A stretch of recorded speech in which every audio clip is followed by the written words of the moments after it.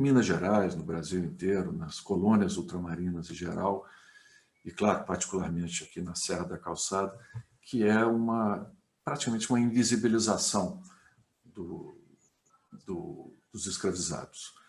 Se sabe da sua existência, se sabe do árduo, do violentíssimo trabalho ao qual eles foram submetidos, mas, na verdade, mas para além disso, há pouco cuidado em tentar entender melhor o que aconteceu, tanto em termos de quais eram os possíveis perfis, inclusive de origens culturais desses escravizados, quanto até mesmo a quantidade que deve ter havido, quais eram as condições de vida, é algo que nós estamos pesquisando, é uma pesquisa ainda em curso que nós estamos realizando.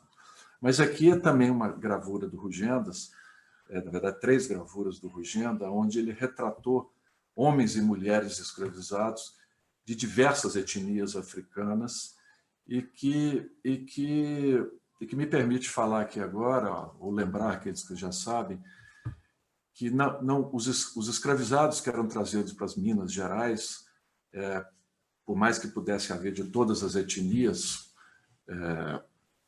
trazidas, claro, à força da África,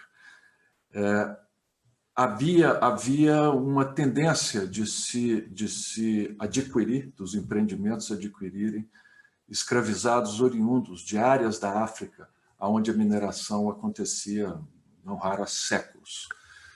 Não vou entrar em detalhes sobre isso, mas eu gostaria de destacar apenas o seguinte: havia historiadores que têm trabalhado isso, têm apontado isso claramente, havia grupos étnicos mais específicos e talvez mais importantes no aspecto da tecnologia, dos conhecimentos minerários, e temos observado também, né, por essas pesquisas, que muitas das contribuições, muito da tecnologia, do estado da arte da mineração no período, se deu graças às contribuições tecnológicas, os conhecimentos trazidos por esses escravizados da África. É uma história, claro, de extrema violência, mas que deve ser, nós buscamos cada vez mais entender melhor seus componentes, suas contribuições, enfim, toda a caracterização desse capítulo terrível da história luso-brasileira. Agora, para a gente conseguir entender melhor outros elementos desse complexo de exploração aurífera, essa é uma imagem produzida num trabalho técnico espetacular da Brant Meio Ambiente, onde se mapeou essas principais estruturas arqueológicas. Na parte superior da imagem, nós podemos observar uma grande linha, uma sinuosa linha em vermelho, que corresponde a um dos canais de adução de água. O que é isso? Eram canais que eram cavados na rocha, ou sustentados por arrimos, ou colocados sobre apoios em pedra, vou mostrar algumas imagens, e esses canais traziam águas aduziam, portanto, águas de 2 nascentes muito importantes na região. Uma correspondente ao córrego Bernardino, que se vê na parte superior da imagem, na parte direita superior da imagem, uma porção da mata de galeria que está em volta dessa nascente. Portanto, esse canal ele tem aproximadamente 1.200 metros. Mas também havia um outro, na verdade, um conjunto de canais que faziam a adução de água das nascentes do córrego Senzala, esse ao sul, né? A parte superior da imagem está voltada para norte. Então, repito, um canal de adução com 1.200 metros, fazendo adução de águas das nascentes do Bernardino, do córrego Bernardino, e um conjunto de canais aduzindo água das nascentes do córrego Senzala. Tá? Digo um conjunto de canais porque existem vários canais que vão trazendo água, aduzindo água cada vez mais, em pontos cada vez mais adjusante, perdão. E isso supondo que, à medida que a mina foi abaixando, a sua profundidade foi aumentando, eles traziam água de pontos mais próximos e mais baixos no curso da água do córrego Senzala. Essa é uma imagem também tirada do trabalho da Brant, que se pode observar a partir das setas, apoios em pedra, em pequenas lajes de pedra, que sobre os quais ficavam bicames de madeira, ou seja, eram calhas de madeira que aduziam águas, nesse caso, do córrego Senzala.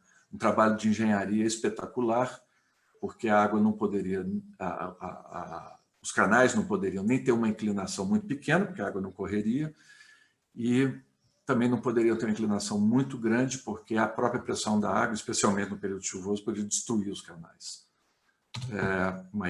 A mesma imagem vendo os apoios de bicame com mais detalhes.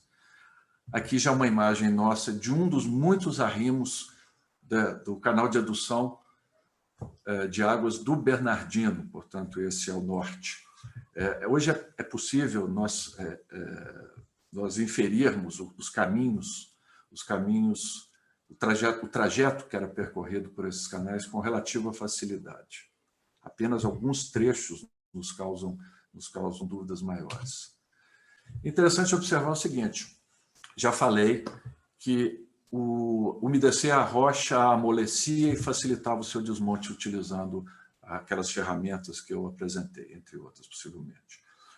Mas essas águas, por mais que elas pudessem ser jogadas diretamente na cava, elas eram conduzidas principalmente para dois grandes reservatórios, existiam menores em volta, mas dois grandes reservatórios à frente do forte. Essa imagem mostra a lateral de um desses reservatórios, o Forte de Brumadinho, a estrutura muralhada aparece no canto superior da imagem, no canto direito superior, e à nossa frente nós temos a lateral de um desses reservatórios, ou particularmente de uma plataforma, uma espécie de um deck que acessa esses reservatórios. Esses reservatórios eles eram capazes de armazenar mais de 1,5 milhão de litros d'água. Isso é uma quantidade impressionante.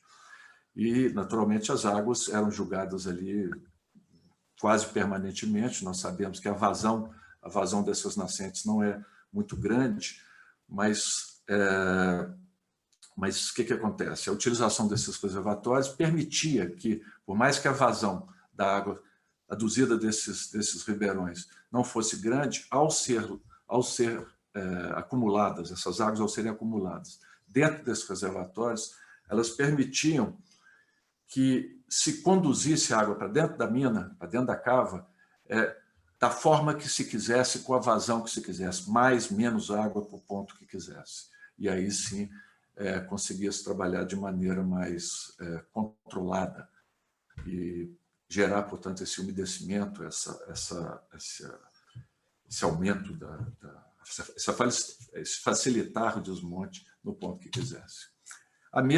Os mesmos reservatórios, são dois reservatórios, o menor que está à esquerda, parte desmoronou, o maior que a gente vê parte da sua lateral à frente, lembrando que, por mais que eles tenham uma contenção lateral, eles foram escavados, eles têm aproximadamente 3 metros de profundidade. Tá? Cavado, portanto, nessa área de contato de filito com quartzito, mais filítico o solo. Uma visão por trás, tirada praticamente da porta do portal do Forte Brumadinho, vendo os afloramentos quartzíticos ao fundo, mas é difícil perceber, até para nós que conhecemos bastante bem esse bem patrimonial, é difícil a gente ter uma visão total por conta, sobretudo, da vegetação que cresceu dentro do forte, dentro dos reservatórios, dentro de praticamente todas as estruturas que foram utilizadas. É um fenômeno, inclusive, de produção de solo mais fértil, que acarreta isso e, por outro lado, facilita também a identificação desses sítios. Mas a mina é tamanha a quantidade de árvores lá dentro que a absoluta maioria dos visitantes a confundem com uma ravina, com um cânion, ou coisa parecida. Mas a maquete eletrônica que nós produzimos, na verdade, nós já estamos na 4ª versão dela, porque é um processo continuado de descobertas, de detalhes, etc., permite entender melhor essas estruturas. E eu vou mostrar ela para vocês agora.